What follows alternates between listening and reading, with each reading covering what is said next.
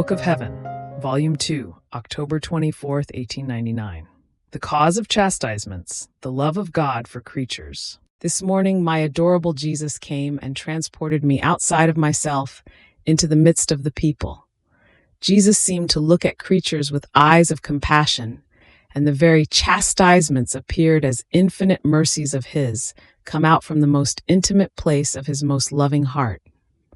Then, turning to me, he told me, "My daughter, man is a product of the divine being, and since our food is love, always reciprocal, alike and constant among the three divine persons, since he came out of our hands and from pure, disinterested love, he is like a particle of our food.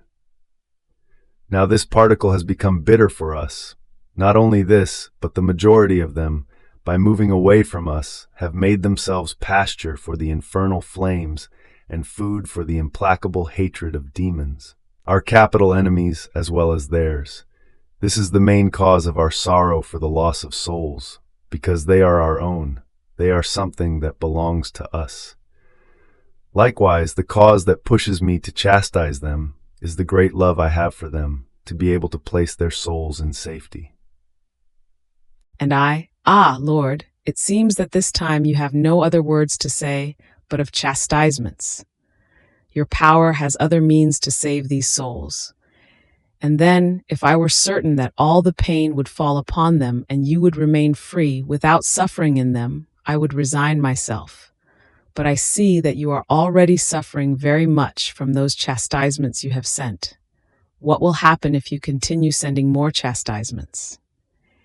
And Jesus, "Even though I suffer, love pushes me to send heavier scourges, and this, because in order to make man enter himself and recognize what his being is, there is no means more powerful than making him see his own self undone. It seems that other means make him grow bolder, therefore conform to my justice. I see well that the love you have for me pushes you very much not to conform to me, and you don't have the heart to see me suffer. But my mother also loved me more than all creatures. No one can equal her. Yet in order to save these souls, she conformed to justice, and she resigned herself to see me suffer so much. If my mother did this, could you not do it yourself?" and as Jesus was speaking, I felt my will being drawn so much to his that I almost could no longer resist conforming to his justice. I did not know what to say, so convinced I felt. However, I have not yet manifested my will. Jesus disappeared, and I remained in this doubt, whether I have to conform or not.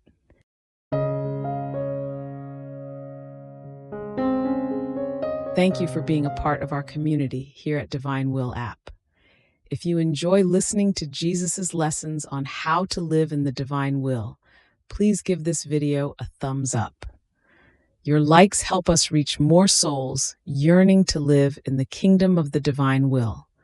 We'd love to hear your thoughts and reflections, so drop a comment below. Your insights not only enrich our community, but also inspire others on their spiritual journey. And don't forget to subscribe to our channel. By joining us, you're helping to spread the news of the kingdom of the divine will, so that together we can bring his kingdom to reign on earth as it is in heaven. In the divine will, always.